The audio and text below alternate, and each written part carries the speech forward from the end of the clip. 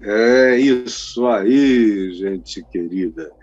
Eu quero ler para nós hoje, aqui em João, no capítulo 13, e, e antes de começar a falar, eu quero dizer que estou pensando seriamente em que da semana que vem em diante eu vou fazer uma série de mensagens, talvez 15 dias, 20 dias, um mês, aqui no Papo de Graça, nesse novo horário das 14 horas, sobre, sobre o que é ser cristão. A gente pensa que a resposta disso é óbvia, e não é. O que as pessoas menos sabem hoje em dia é o significado de ser cristão, não sabem nada. Pensam que é frequentar uma igreja, cantar numa banda, num coral, num grupo musical, frequentarem e dizimarem numa igreja, fazerem parte de alguma atividade de alegria de juventude, coisas desse tipo aí, que isso é ser cristão. Isso é ser membro de uma associação religiosa, mas não tem nada a ver com ser cristão. E aí você vai se assustar de, provavelmente, vir a entender que os melhores cristãos presentes no mundo nunca puseram o pé numa igreja.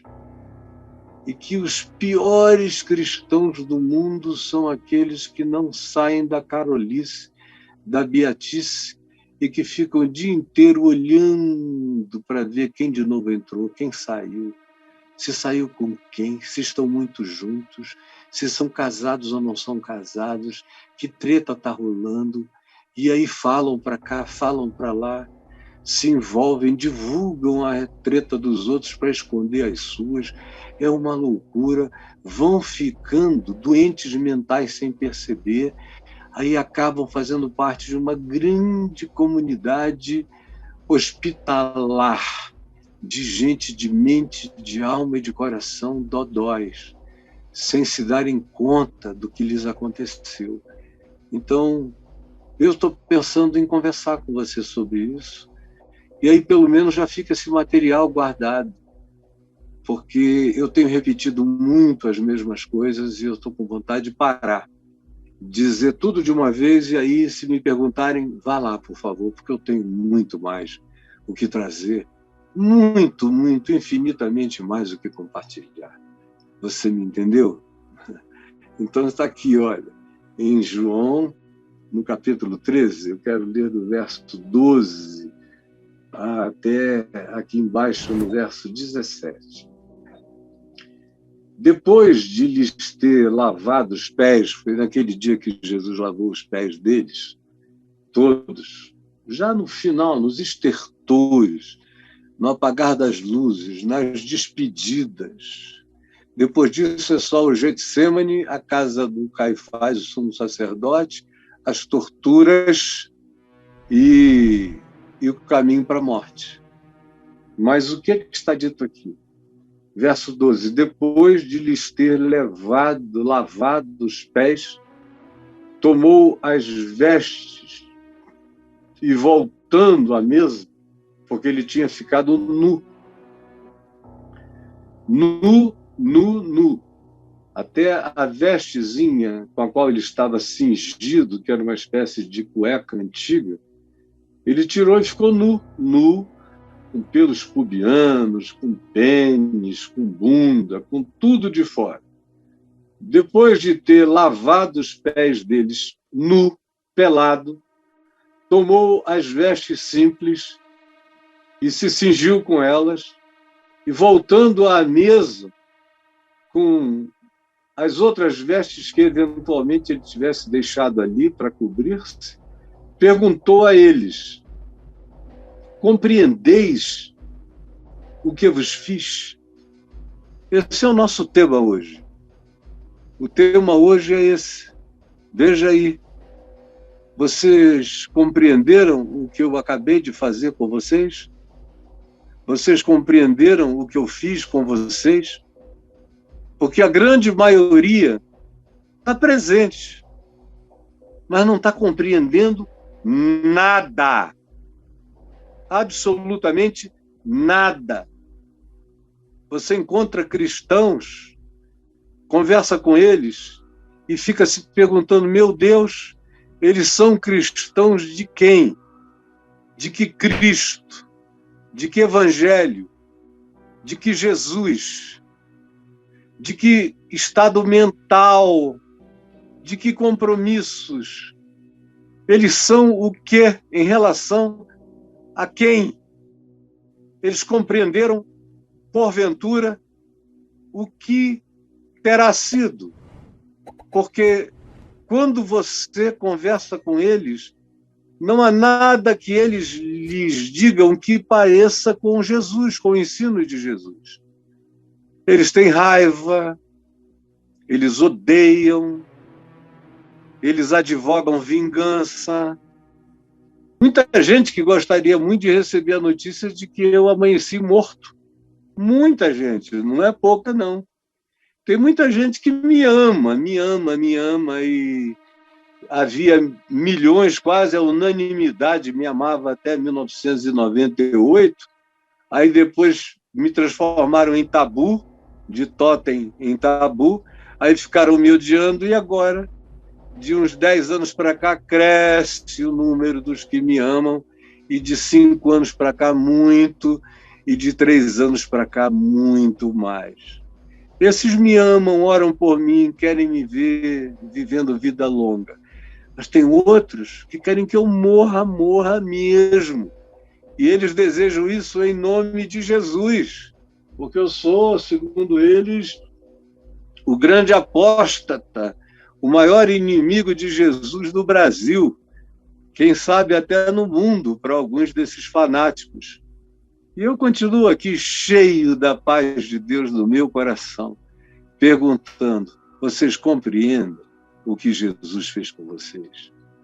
Vocês compreendem o significado do ato dele, dos ensinos dele, dos modos dele, das metáforas, das parábolas, dos gestos, das ações óbvias, das manifestações que qualquer um em volta entenderia? Apenas os que se dizem discípulos são os que tentam complicar para não entender. Complicam para não entender. Ou se alguém como eu chegar e explicar, o indivíduo fecha a mente e o coração só porque sou eu que estou explicando. Ainda que a explicação seja absolutamente verdadeira, ele não quer saber, porque não interessa a ele saber de Jesus, interessa a ele por quem ele sabe.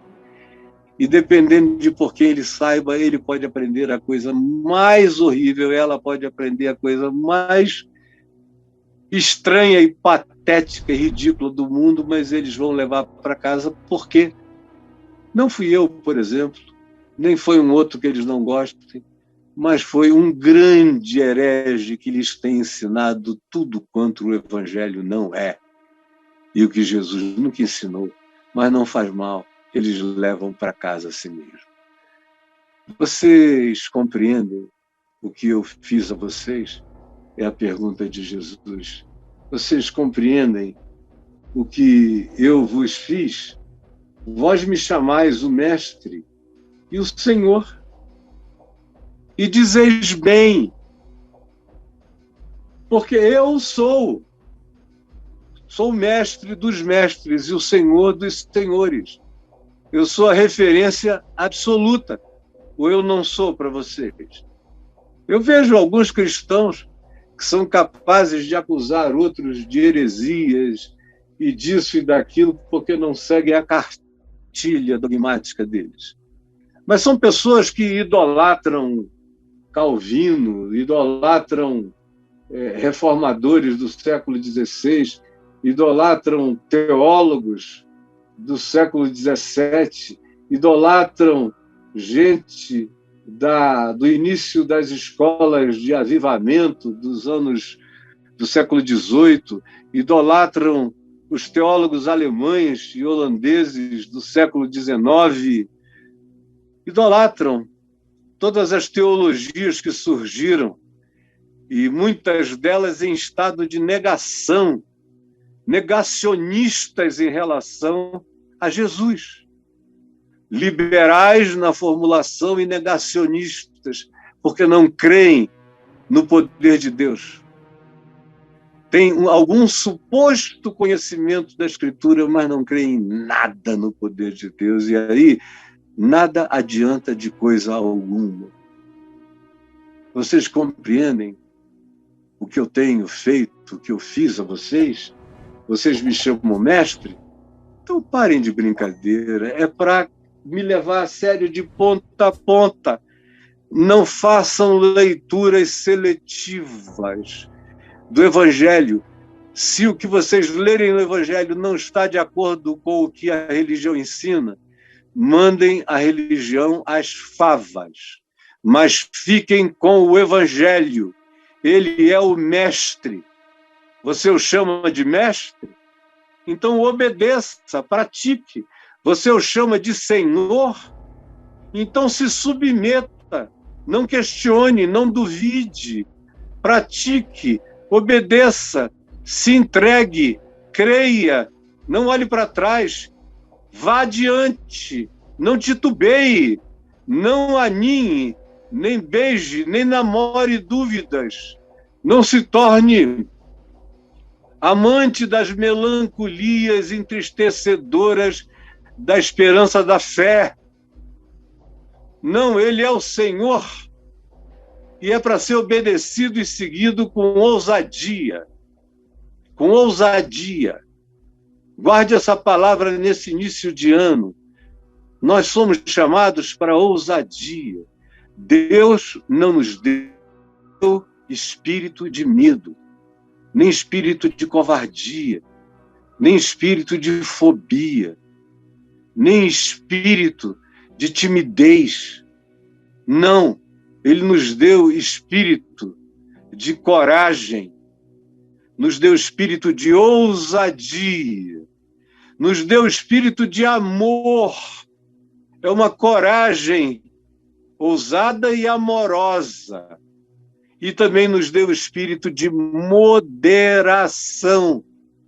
Não é uma coragem louca, não é ensandecida, não é propositivamente suicida, não é de agressividades burras. É uma coragem inteligente, é uma assertividade, na verdade, ponderada. E é uma certeza de que isso tudo tem que ser praticado com amor. Coragem e amor não se excluem. Assertividade e amor não se anulam. E amor precisa ser praticado com moderação e com bom senso. Vocês me chamam de o mestre, de Senhor? É assim que vocês têm que me obedecer, me seguir e continuarem.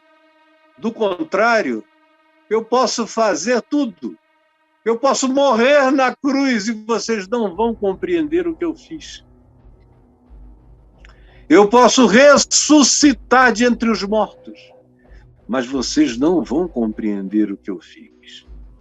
Eu posso agir na minha poderosa e incomparável sutileza de trabalhar e vocês não vão enxergar nada. Porque a maioria de vocês, porque pensam que estão me seguindo, pensam que estão me entendendo. Porque pensam que são meus discípulos, pensam que me seguem. Porque dizem que eu sou superior a tudo na vida de vocês, me colocam num lugar de superioridade dividida e quem vem em segundo lugar, na prática, tem mais importância do que eu. Vocês, de fato, gostam de dizer que vestem a minha camisa, mas vocês vivem de fazer gol contra no time do reino de Deus o dia inteiro, o tempo todo. E se, como disse Paulo, escrevendo aos Romanos, o nome de Deus é blasfemado entre os gentios, entre os pagãos, o é por vossa causa, como diz Paulo. Era uma coisa que a gente não devia esquecer. pois o nome de Deus é blasfemado entre os gentios, entre os pagãos, entre os que não sabem nada. Por causa de vocês, eles olham para vocês e dizem: Deus me livre, Deus me salve desse Deus desses caras. Mas não é assim que vocês me chamam de mestre e de senhor? Fazeis bem, porque eu sou. Ora, se eu, sendo o senhor e o mestre, vos lavei os pés, fiquei nu. Nu é uma coisa muito séria, você ficar nu, especialmente um rabino. Jesus era chamado de mestre, era chamado de rabino, rabbi, que significa mestre. Eles chamavam-no assim, rabbi, rabino. E rabinos tinham uma reverência pessoal para com os seus próprios corpos. Rabinos não ficavam nus na rua, nem na frente de estranhos. Eles faziam seus banhos de purificação quando eles eram pessoas muito rigorosas, como os da seita dos fariseus. A maioria dos rabinos eram saduceus. Mas havia também entre eles os fariseus rabinos. E eles tomavam seus banhos de purificação naquelas talhas de pedra com 70, 80 litros cúbicos de água lá dentro para se banharem, se lavarem todos os dias. E ninguém lhes via a nudez. Agora, de repente, esse jovem bonito, forte, queimado, moreno da Galileia, fica pelado e sai lavando o pé de um por um. Eventualmente, havia até mulheres na sala. E ele vai lavando os pés de cada um deles. E quando termina, veste o lençolzinho, depois põe as roupas de cima, se assenta e pergunta: vocês compreendem o que eu fiz com vocês? Olhem só, vocês dizem que eu sou o Senhor e o Mestre, e dizem bem, porque eu sou. Eu sou o Senhor e o Mestre. E eu fiz isso a vocês. Me despi, me mostrei, lavei vocês, me identificando com a sujeira do caminho. Vocês não precisam de banho, já tomaram um banho, mas não há ninguém que ande pela terra, por mais limpo que esteja, e não suje pelo menos os pés. Repita isso comigo. Não há ninguém, por mais limpo que esteja, que andando pela terra não suje os pés no caminho. Repita mais uma vez. Não há ninguém, por mais limpo que esteja, que andando pelo chão da terra não venha a sujar os pés no caminho. É isso que ele está dizendo. Quando ele chegou na vez de Pedro, Pedro disse: não, se tu vais lavar, não lava só o pé não, me dá um banho todo. Aí Jesus disse: quem já tomou banho não precisa lavar senão os pés. Vós já estáis limpos pela palavra. Agora o pé suja no caminho, no trajeto, não vê onde pisou, se macula. E vocês têm que lavar os pés uns dos outros. Não é cada um lavando o seu pé, é você lavando o pé do irmão que se sujou. Você conhece algum amigo, algum irmão, alguma amiga que se sujou? Ele se sujou no caminho. Ele pisou numa lama, ele deu uma escorregada, pisou em falso, foi de bunda no chão, está todo enlameado. Você vai chamar os outros ou você vai levantá-lo com discrição, calada, e vai lavar os pés dela, os pés dele, sem nem tocar no assunto, sem perguntar: fulano, o que foi isso? Fulana, como é que você foi dar esse mole, acabar na cama com esse cara? Fulano, como é que você foi pegar esse dinheiro que não te pertencia Chega calado, já basta vergonha. Lava os pés dele em silêncio. Não conte para sua mulher, nem para os seus filhos, nem para o melhor amigo. Só faça isso calado. Não anuncie para ninguém.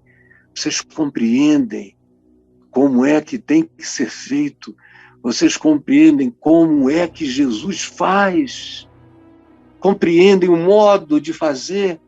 Compreendem o processo de identificação? Só o nu tem autoridade para lavar os pés do sujo. Guarde isso e repita comigo. Só o nu tem autoridade para lavar os pés do sujo. Repita mais uma vezinha. Só o nu tem autoridade para lavar os pés dos sujos. Compreendeis o que eu vos fiz? Como eu vos fiz? Se eu que sou eu fiz assim, vocês deveriam fazer a mesma coisa uns pelos outros. Deveis lavar os pés uns dos outros, na surdina, caladinhos, com discrição, com aquele privilégio humilde de servir em silêncio, de cobrir, de passar o pano entre os dedos lambuzados da amiga, do amigo. Você compreende como é que Jesus faz isso? Entendeu? Porque eu vos dei o exemplo. Cara, se você quiser ser como eu, faça como eu. O exemplo está dado. O modo, o jeito. E aplique isso a tudo. Porque não há ninguém, por mais limpo que esteja, que não suje os pés no trajeto do caminho. Então, lave os pés do seu irmão, da sua irmã, porque foi assim que ele deu o exemplo, foi assim que ele fez. E ele disse, façais também vós como eu vos fiz. Em verdade, vos digo que eu servo vocês, você, Caio, não é maior do que eu, do que o Senhor, do que aquele a quem você diz, ó, meu Senhor. Nem o enviado, eu te enviei um dia, Caio. Mas você não é maior do que eu que te enviou. O teu caminho tem que ser me seguindo. Eu me dobrei, você se dobra. Eu me pus em pé, você se ergue. Eu tolerei em silêncio, você tolera. Eu abri a boca e falei a verdade, você fala. Você tem que ser uma repetição minha. Se você não me repetir, não adianta me seguir. Se você não me repetir, não adianta dizer que vai me seguir. Não existe esse seguir sem o repetir de Cristo. Não existe discipulado sem a prática da disciplina do Evangelho. Não existe compreensão do Evangelho sem a prática dele. A prática teórica do Evangelho acaba se transformando em blasfêmia com o passar do tempo. A gente sabe, ensina para os outros e nunca vive nada e nos tornamos endurecidos, entorpecidos, podres por dentro, por fora somos sepulcros caiados de branco, por dentro nós somos cheios de rapina podre, de carne pútrida, somos insuportáveis. Nosso interior exala o mal. Compreendeis o que eu fiz a vocês? Jesus, eu repito isso todo dia. Eu estou ficando velho de repetir. Alguns creem e alguns mudam de vida, alguns são transformados para sempre. Mas tem outros que vão ficando cínicos, duros, empedernidos. Enquanto ouvem a verdade, arranjam desculpas, pretextos, mentiras, calúnias, enganos. maldades, para não terem que ver com os olhos, ouvir com os ouvidos, crer com o coração e a serem convertidos, transformados e por ti salvos para o Evangelho do Reino de Deus. Que o Espírito Santo se derrame como molestamento, como angústia, como aflição no coração entorpecido, gelado, cauterizado e cínico. Quebra, acorda, gera aquela compulsão de dor pelo indivíduo se acordar no meio da indiferença e da total incapacidade de arrependimento e conversão de tão empedernidos que se tornaram. E esses que confessam o teu nome são os piores de todos. Por isso, tem compaixão de todos nós. É o que eu te peço agora, em nome de Jesus. Amém e amém.